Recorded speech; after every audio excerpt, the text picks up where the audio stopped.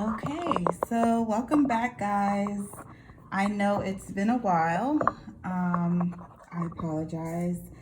So today we're starting a new unit on quadrilaterals and polygons. It's lesson 5-1, and today we're going to learn how to classify polygons based on their sides and angles and find the measure of the interior and exterior angles of polygons. So we have quite a bit of work to do. So please take some time, complete the POD. Remember, I'll review it in the next video next week. Okay, so let's get started. All right, so this is just preliminary information that you'll need as we delve further into this unit. Like, what is a polygon? Well, a polygon is a closed plane figure formed by 3 or more segments that intersect only at their endpoints. So this is considered to be a polygon here, where there are segments, multiple segments that connect at a point, and that point is considered to be your vertex. Okay, now if we have a segment that connects to a non-consecutive side, then that is considered to be a diagonal. All right, and each of the segments that join is considered to be a side. So segment AE is side AE. Okay, this segment here is considered to be diagonal BD, and all of these points here are considered to be your vertices. Now, based on the number of sides, that's how we name our polygon. So for example, this polygon has 1, 2, 3, 4, 5 sides. And if you look at the chart here, if it has 5 sides, then it's considered to be a pentagon. If it has 3 sides, it's considered to be a triangle, and so on and so forth. But what if it has a large number of sides, such as 20 sides? Then you'll just put 20 gon, okay? Anything over 12 sides, you're just putting the number and then hyphenate and then put gon, okay? So for example, 17 gon will be a polygon with 17 sides. 13 gon will be a polygon with 13 sides, okay? Now let's look at example 1. It says, tell whether the figure is a polygon. If it is a polygon, name it by the number of sides.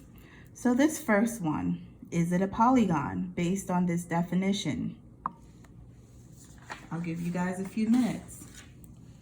Yes, it is a polygon because it has 6 sides. All right, and it's a closed figure. So being that it has 6 sides, let's look at our chart here. That means it's going to be a hexagon, okay? Because it has 6 sides. Let's look at this one, B.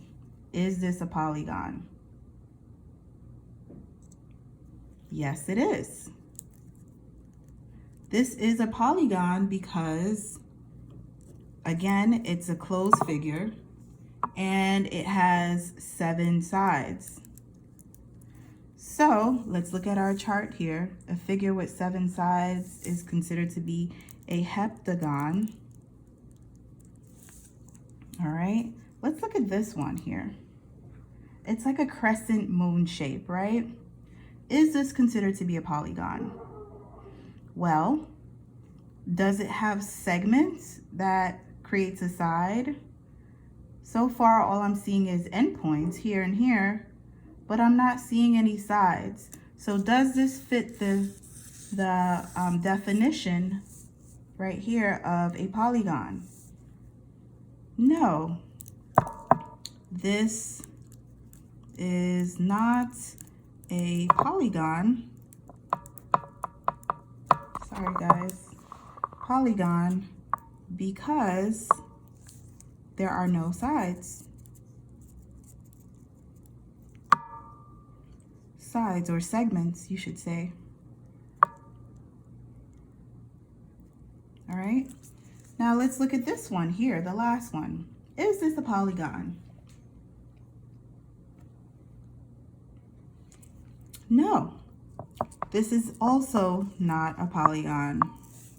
Why isn't this a polygon? This is not a polygon because it is an open figure. So this is an open figure, therefore it is not considered to be a polygon. Very good, guys. All right, so now let's get into more technical definitions of polygons. So we identified which one was a polygon versus which one wasn't a polygon.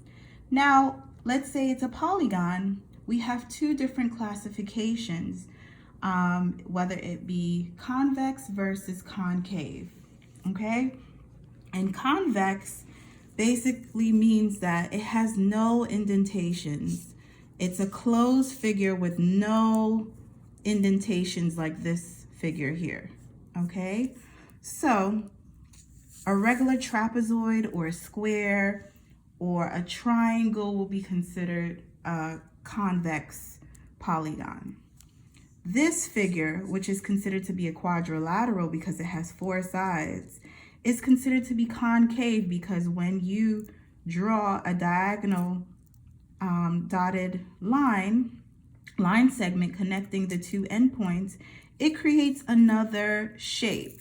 So once we connect these two endpoints by this dotted line, it creates a triangle, which is a 3-sided polygon, okay?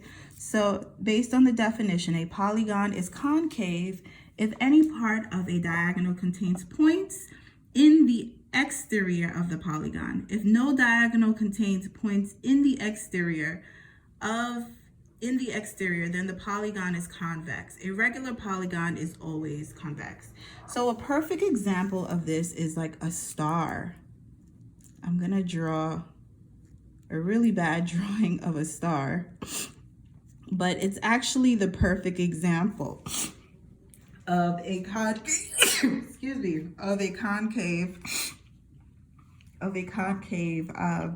polygon, because it has all of these indentations, and then when you connect the endpoints, it creates a pentagon, a 5-sided polygon, okay?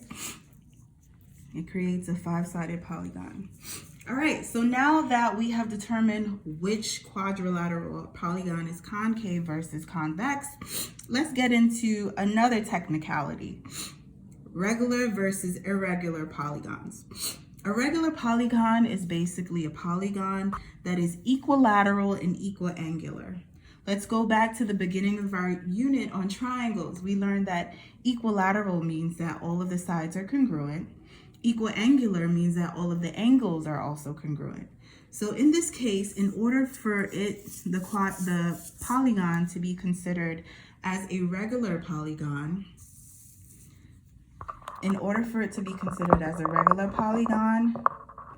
it has to have all of the sides congruent as well as all of the angles congruent. And that is always indicated in the diagram. And if it's not indicated, they will tell you, they will specify that it is a regular polygon. So let's look at example 2. It says, tell whether the polygon is a regular or irregular polygon. Tell whether it's concave or convex. So they're asking you to do 2 things. We're specifying whether it's regular or irregular, and we're also specifying whether it's concave versus convex. So let's look at the first one here. Okay. The first one here, is this a regular or irregular polygon? Well, let's look at the definition. Is it equilateral? Yes. Is it equiangular? No. We see that 2 of the angles have different angle measures based on these arc marks. So, is it regular or irregular? In this case, it will be considered irregular.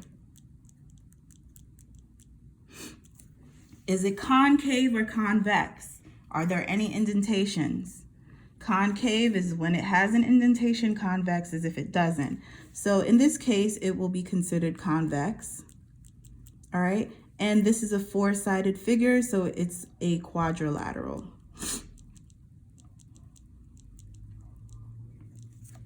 All right, let's look at the next one. And it's irregular because the angles aren't congruent, right?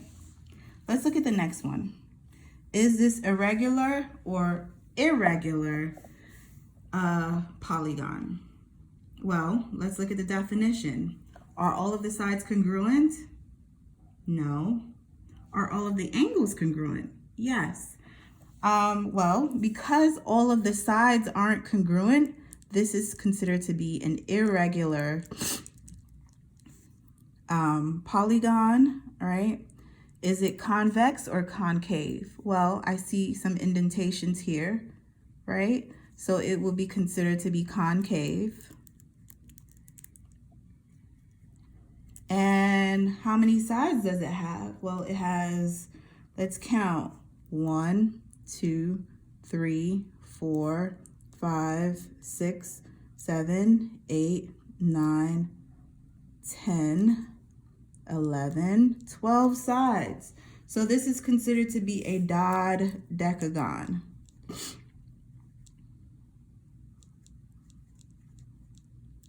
Okay? So it's irregular because all of the sides aren't congruent. It's concave because of the indentations. And it's a 12-sided polygon, so it's a dodecagon. Okay? Let's look at this example. Is it regular or irregular? Well, first, I can see based on the tick marks that all of the sides are congruent and all of the angles are congruent. So yes, this is a regular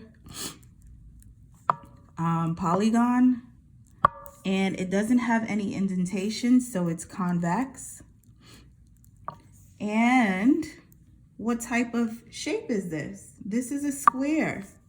So it's a quadrilateral.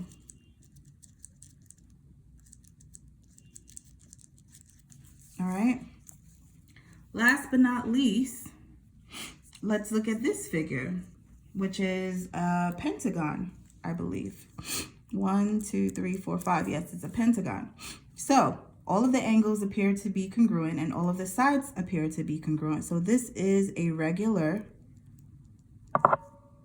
convex, it looks like, because there are no indentations. Convex quadrilateral.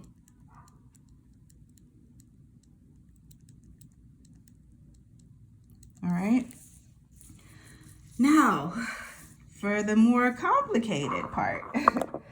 So, what if we wanted to find the sum of the angle measures in each polygon? How would we calculate that? Well, there's a method. It is known that the sum of all of the angle measures in a triangle is equal to 180 degrees, right?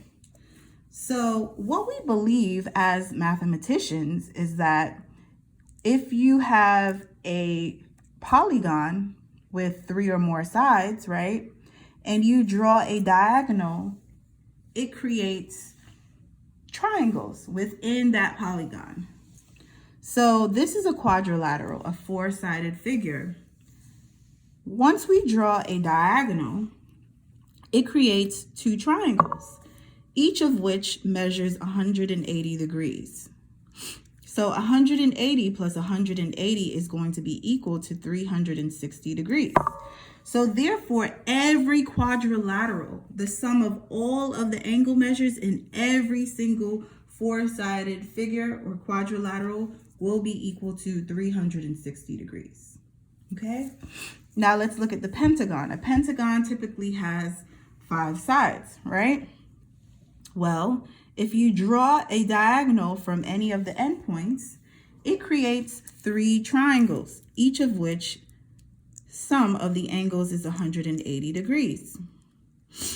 So 180 times 3 will give you 540 degrees total. So in every 5-sided figure or pentagon, the sum of all of the angle measures will be equal to 540 degrees. And lastly, with the hexagon, you are able to draw 3 diagonals, which creates 4 different triangles. So 180 plus 180 plus 180 plus 180 is equal to 720 degrees. And here we have this chart to help you guys calculate it. Now, the question of the day is, what if it has more than 12 sides? Like, say, for example, the polygon has 20 sides. How can we still find the sum of all of the angle measures in a 20-sided figure? Well, there is a formula here. So if it has 20 sides, right, and the number of triangles will be n, which is the number of sides, minus 2. So 20 minus 2, which is 18. You would do n minus 2 times 180 degrees, and that will give you the sum of the interior angle measures in that triangle. So I want you guys to get your calculators and try it. So we would get 18 times 180, which gives us a total of 3,240 degrees. And that is the sum of the angle measures, interior angle measures in a 20-sided figure, okay?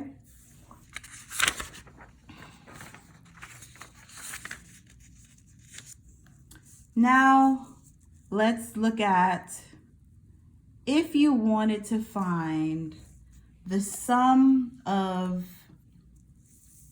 well, we found the sum of each of the interior angles by using this formula. But what if we wanted to find each angle measure, okay, in that 20-sided polygon? So again, you're using this formula and you're just going to divide it by the number of sides. So we got in the previous example, the sum of all the angle measures in a 20-sided figure was 3,240, right? So let's do that. 3,240. And the number of sides was 20 sides, right? So when we divide 3,240 divided by 20, each angle measure in a 20-sided figure is going to be 162 degrees. And I hope that makes sense. So this is if you want the specific angle measure, one angle measure in a 20-sided figure. This is the sum of all of the angle measures in that figure, okay? So you should know when to use these two formulas here. This is if you're trying to find just the sum of all of the angle measures. This is if you want to find one angle measure in that figure, okay? Now, theorem 6-2 is if we wanted to find the exterior angle. How would we do it? Well, let's say, for example, we have this pentagon, right? So let's calculate the total number of the sum of all of the angle measures in a pentagon. So it would be 5 sides minus 2, right, times 180, right? So 5 minus 2 gives us 3 times 180, which gives us 540. Well, what if we wanted to find each angle measure? We would divide that by 5, which is the number of sides, right? So 540 divided by 5 gives us 108 degrees. So each of these angles, let's say angle here is 108. Now, what if we wanted to find that exterior angle here? How would we do it? Well, I want you guys to see that this angle here, interior and the exterior angle, are supplementary. So it must be equal to 180 degrees. So you would do 180 minus 108 in order to get angle 4, the exterior angle, which is 72 degrees. Okay, so that exterior angle will be 72 degrees. Therefore, all of these angles will also be 72 degrees because it's a regular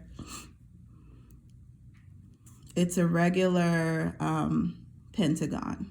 Okay, now if you add all of these up, you should get 360, which is how we got that number. Okay, so it's pretty straightforward. And if you have any questions, feel free to ask me. All right, so let's do these examples, guys. So for example 3, it says, what is the sum of the interior angle measures of a 17-gon? So a 17-gon means that it has 17 sides. Okay. Now it wants us to find the sum of the interior angles, not each individual angle, just the sum of it. So that formula is going to be n minus 2 times 180. Okay. So the number of sides is 17. That's n minus 2 is times 180. So you get 15 times 180, right? So 15 times 180 gives us 2,700. And that's the number of degrees in a 17-sided polygon, okay? So 2,700. Let's move on to example 4. What is the measure of each interior angle in a regular nonagon? So if you go back to our chart, a nonagon is a polygon with 9 sides. So 9 sides. And we want to find each interior angle. So instead of using this formula, we're going to now divide this formula by n, the number of sides. So it will be n minus 2 times 180 divided by n. Okay, so it'll be 9 minus 2 times 180 divided by 9. Okay, so 9 minus 2 is 7 times 180 divided by 9. Okay, so let me just do that. 7 times 180, which is 1260 divided by 9. So each angle measure will be 140 degrees. Okay, each interior angle will be 140 degrees. Okay, all right, example 5. What is the measure of angle y in pentagon TODAY? So here we have this pentagon here. Okay, here we have this pentagon. Now we need to find this missing angle measure here, so I'm just going to put a little question mark there. Now, we know that the sum of all of the angle measures in a pentagon is 540 degrees, right? So that is the sum of all of the angle measures. Now, what we need to do is add all of these up and then subtract it from 540 to get this angle measure here. So we're going to get 90 plus 110 plus 120 plus 150. Okay, which should give you 470, right? And then we would subtract it from 540, since 540 is the sum of the angle measures in this pentagon. So 540 minus 470, so 540 minus 470, and that's 70 degrees. So the measure of angle y is equal to 70 degrees. And that's your answer. Okay. Now for the last example, exterior angles. What is the measure of angle 1 in the regular octagon at the right? So an octagon has 8 sides, right? Now our first step is to look at what they're asking. They're asking us for the exterior angle, angle 1, right? So we need to find the measure of angle 1. All right. But first, we need to find what the interior angle measures. So we're going to employ or use this formula here because we need to know what each angle measure is going to be in an octagon. So an octagon has 8 sides, so it'll be 8 minus 2 times 180 divided by 8, right? So 8 minus 2 is 6 times 180 divided by 8. So 6 times 180, which is 1080 divided by 8. So each angle measure is going to be 135 degrees. So let's say this is 135 degrees here. And we know that angle 1 is a supplement of 135. So we would then subtract 180 minus 135,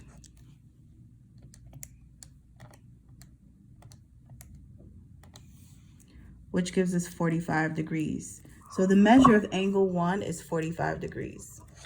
And that's your answer. Okay? All right, so guys, you're on your own for the practice. Let me know if you have any questions.